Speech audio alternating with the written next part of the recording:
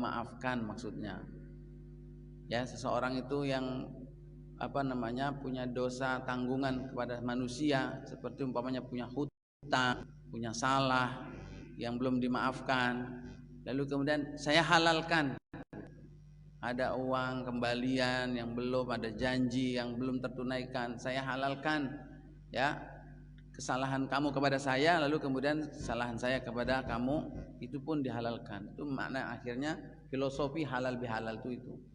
Tetapi lantaran karena istilahnya tidak digunakan dahulu, dan Nabi juga tidak secara khusus melakukan halal bihalal setelah Ramadan, kemudian akhirnya ada sebagian mengatakan nggak perlulah, itu termasuk perkara bid'ah, termasuk perkara yang baru. Namun sebenarnya para jamaah, ini masalah penyebutan, perbedaan pendapat masalah kulit, masalah casing ya. Yang sebenarnya substansinya dalam ayat Al-Quran, dalam syariat Islam itu ada, cuma namanya aja tidak digunakan.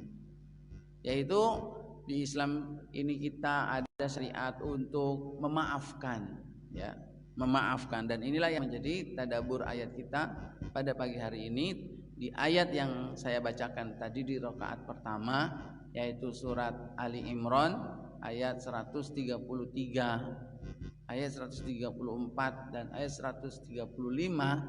Itu menceritakan tentang orang-orang yang bertakwa ya.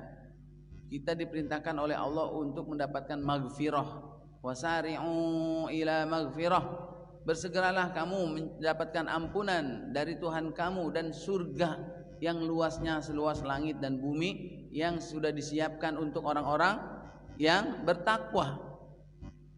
Nah, maghfirah udah dapat belum kita? Maghfirah kita sudah hasilkan belum? Kita sudah bersegera belum mendapatkan maghfirah? Maka dalil-dalil hadis tentang keutamaan puasa Ramadan itu adalah man shoma ramadhana imanan wahtisaban ghufira lahu ma taqaddama min dzambihi. Itu janji dari Allah adalah mendapatkan ampunan dosa-dosa kita yang lalu.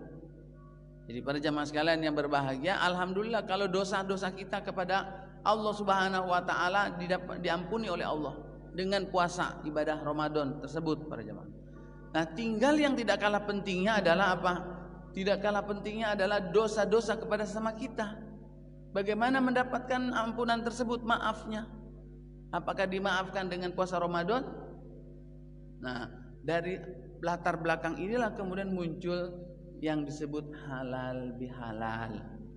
Ya, jadi kalau dosa kita sama Allah sudah diampuni, tinggal bagaimana kita minta maaf, minta dihalalkan dari dosa-dosa sesama manusia. Dan ternyata para jamaah, tidak kalah pentingnya peranan kedudukan kita itu diampuni, dimaafkan oleh orang lain. Kita mendapatkan maaf dari orang lain itu tidak kalah pentingnya. Kenapa para jamaah? Karena ada beberapa disebutkan di dalam hadis Nabi SAW, orang-orang yang dia itu beriman kepada Allah, ibadahnya baik kepada Allah, tapi kata Nabi, dia masuk neraka.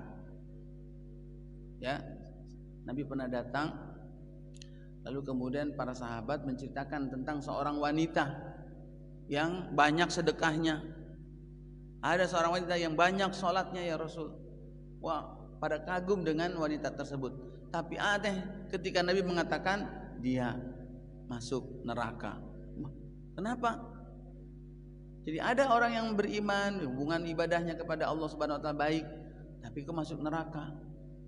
Karena apa? Ternyata karena dia tidak bisa menahan lisannya, menyakiti tetangga. Ini artinya adalah dosa kepada sesama manusia. Tidak kalah pentingnya untuk kita dapatkan juga maaf tersebut. Cuma bedanya apa para jamaah, jangan kaget dulu. Kalau kita lihat di dalam surat Al-Baqarah ayat 83, ya 82 83, di situ Allah mengatakan a'udzubillahi minasyaitonir rajim, walladzina amanu wa amilus solihati ulaika ashabul jannah. Dan orang-orang yang beriman dan beramal soleh, mereka itu adalah ashabul jannah. Mereka itu adalah para penghuni surga. Mereka itu seolah-olah mendapat jaminan dari Allah mereka itu masuk surga asalkan dia beriman, beramal soleh, dan dia tidak berbuat syirik.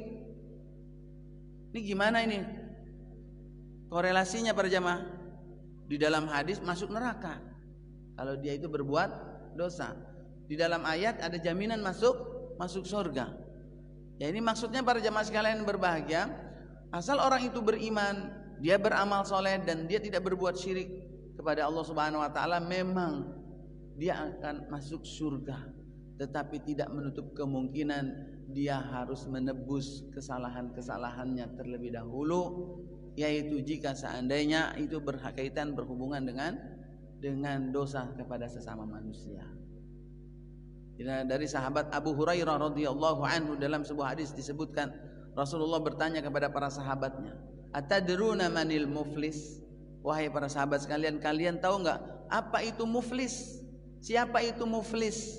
Muflis itu secara bahasa maknanya adalah orang yang bangkrut, Pak. Muflis itu artinya bangkrut.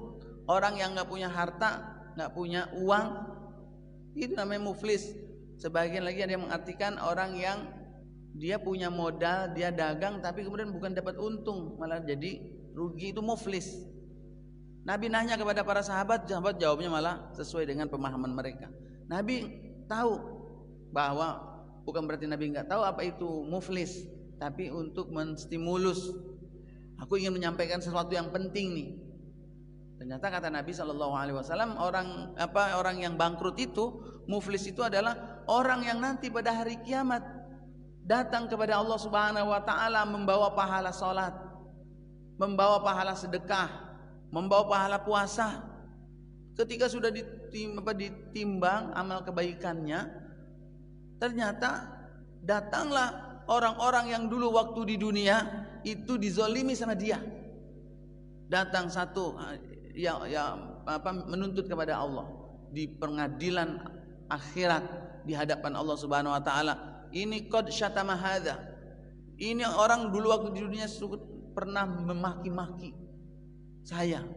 Datang lagi, ini sudah pernah mengambil barang saya. Ini sudah memukul saya. Datang menuntut dosa-dosa yang pernah dia lakukan waktu di dunia para jemaah. Lalu kemudian diambillah kebaikan orang ini, kebaikan pahala salatnya, puasanya, sedekahnya dikasihkan kepada orang yang menuntut tersebut. Lalu kemudian hingga kemudian kebaikannya habis, yang datang masih datang ada lagi. Lalu kemudian akhirnya keburukan orang yang menuntut ini ditimpakan kepada orang tersebut. Itulah yang disebut dengan muflis. Lalu kemudian akhirnya orang tersebut dimasukkan ke dalam neraka. Untuk apa? Untuk menebus dosa-dosanya dulu.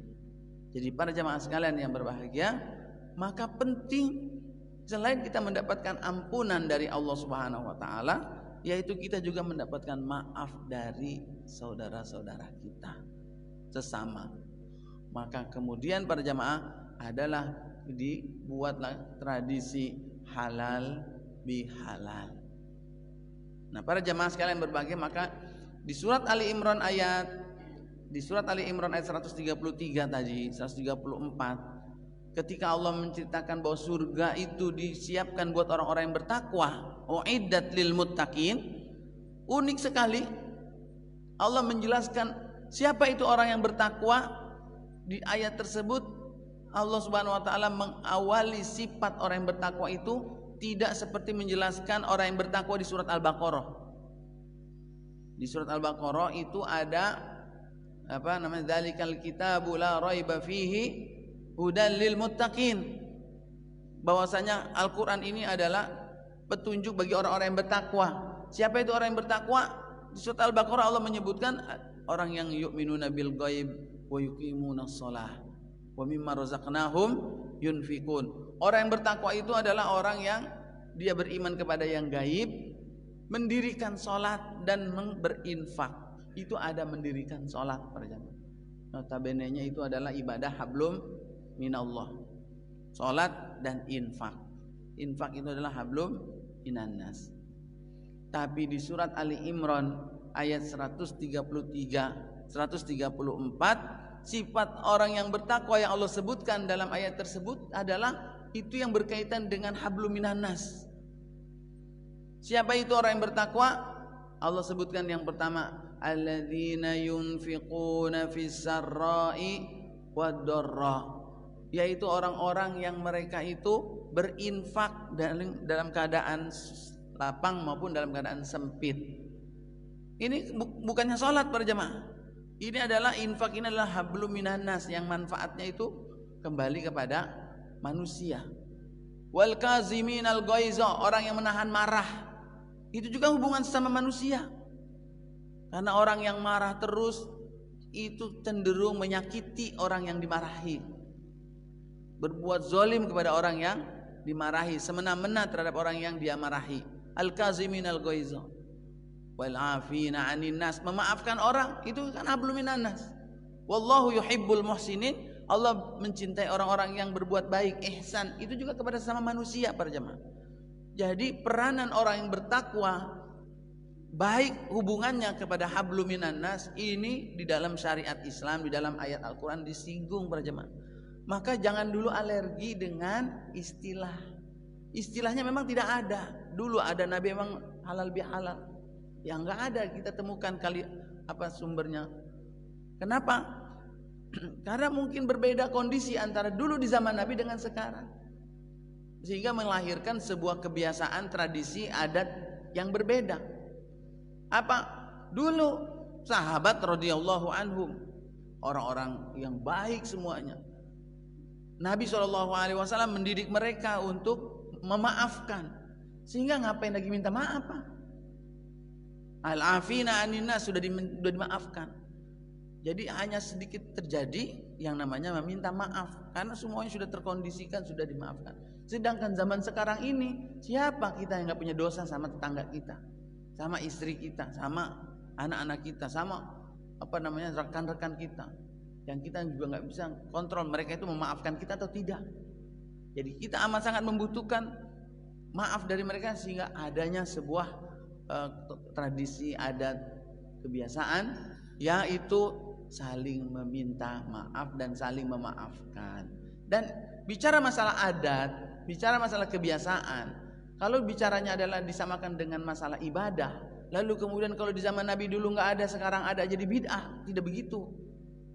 Kalau bicara masalah adat, kebiasaan, ukurannya adalah apakah adat kebiasaan tersebut bertolak belakang, bertentangan dengan syariat atau tidak.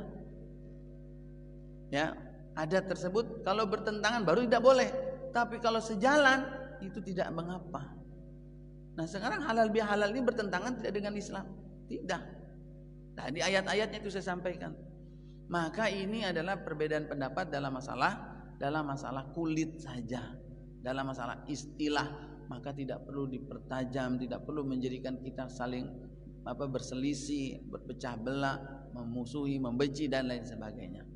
Nah para jemaah sekalian yang berbahagia, ayat berikutnya pun demikian. Wa idza fa'alu fahishatan aw zalamu anfusahum, kalau mereka berbuat dosa, ya, kalau tadi kalau ini mereka berbuat dosa kepada orang lain maupun kepada dirinya sendiri, ini babnya bab dosa.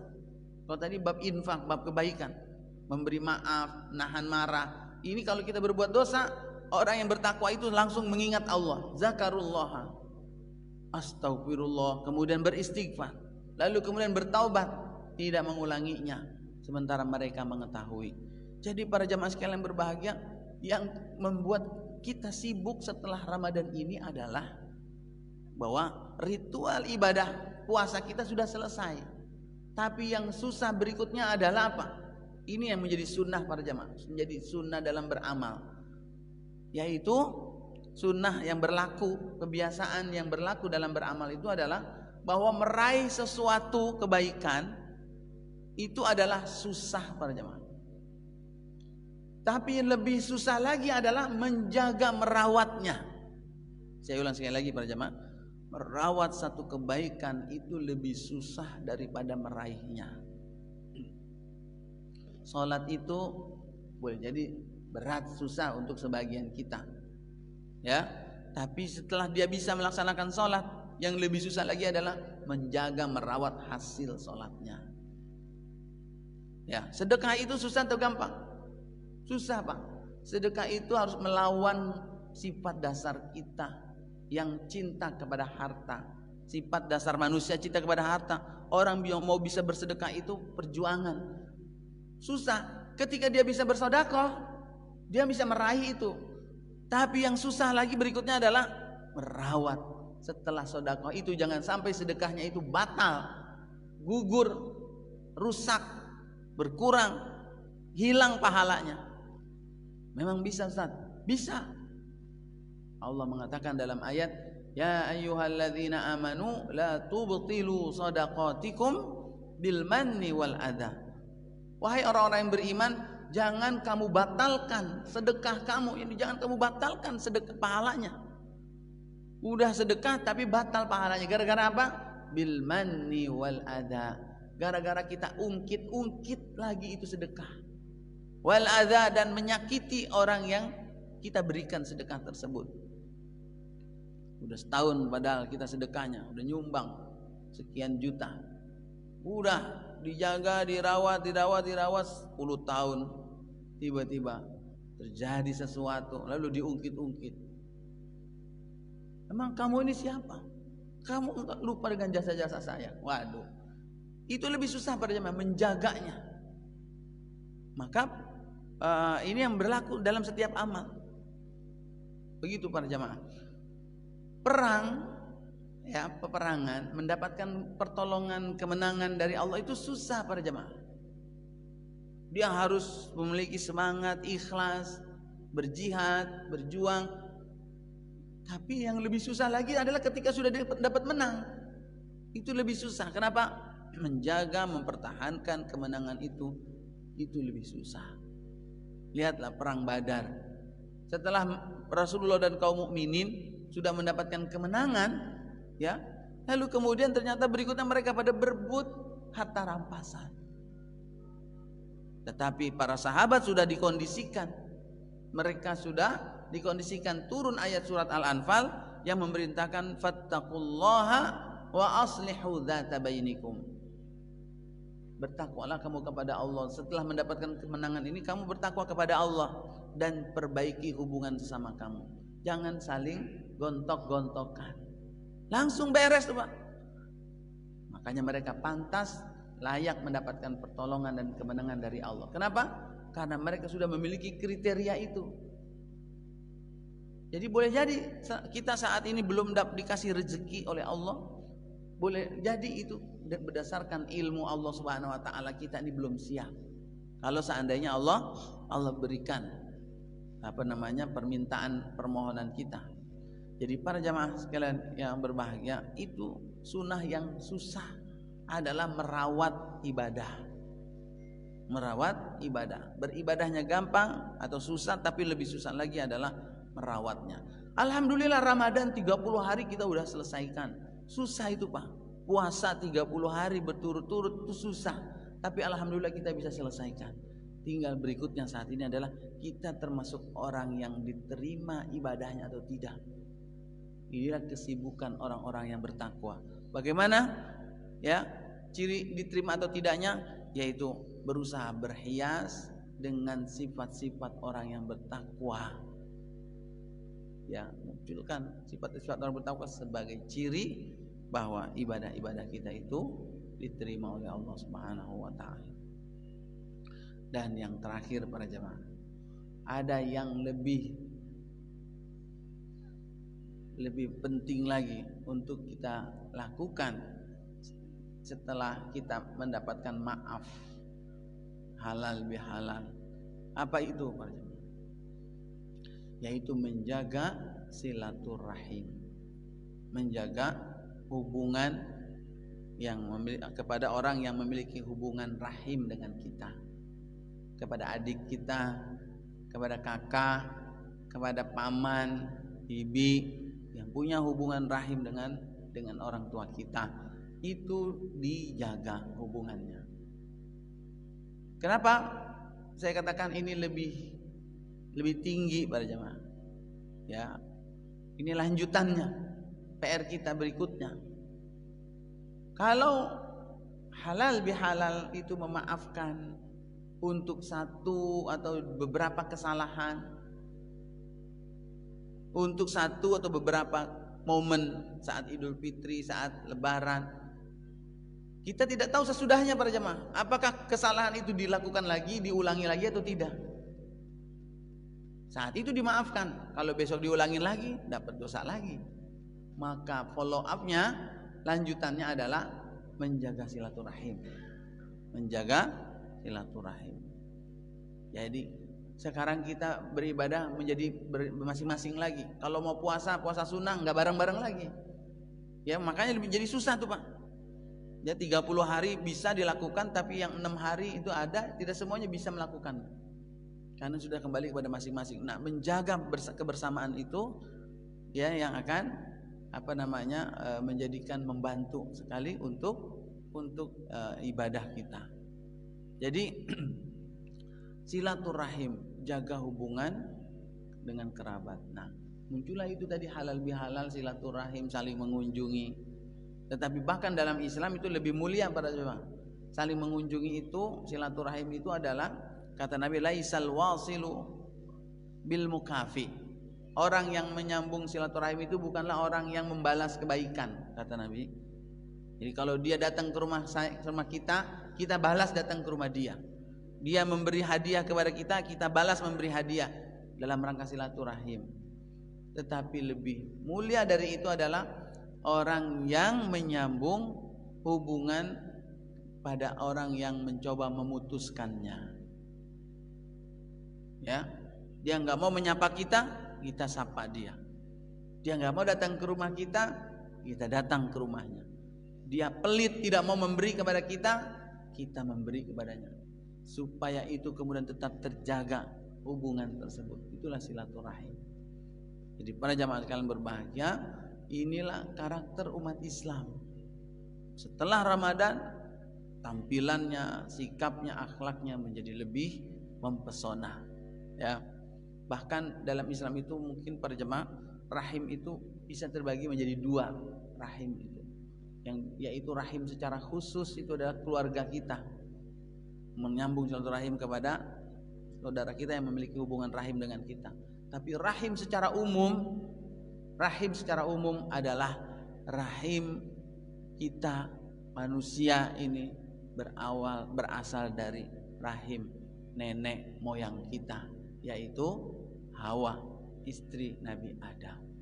Maka hubungan silaturahim, persaudaraan itu tidak hanya terbatas kepada yang punya hubungan keluarga, tapi sesama manusia pun kita diperintahkan untuk berbuat baik, menjaga sikap kita kepada mereka. Demikian para jamaah sekalian yang berbahagia,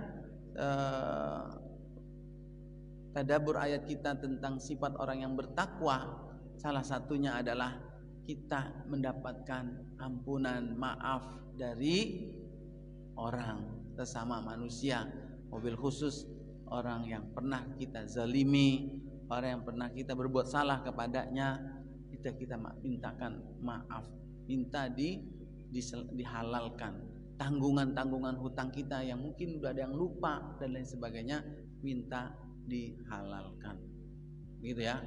Jadi bukannya datang orang kepada kita halal bihalal, maafin ya, iya maafin, udah halal bihalal ya. Jadi sekarang kita dari 00 lagi ya, iya.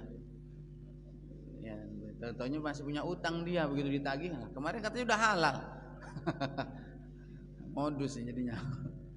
Itu halalnya, halal salahnya kalau urusan hutang ya harus diselesaikan, berbeda ya. Demikian para jamaah, barangkali sebelum diakhiri ada yang mau melanjutkannya dengan diskusi, silakan.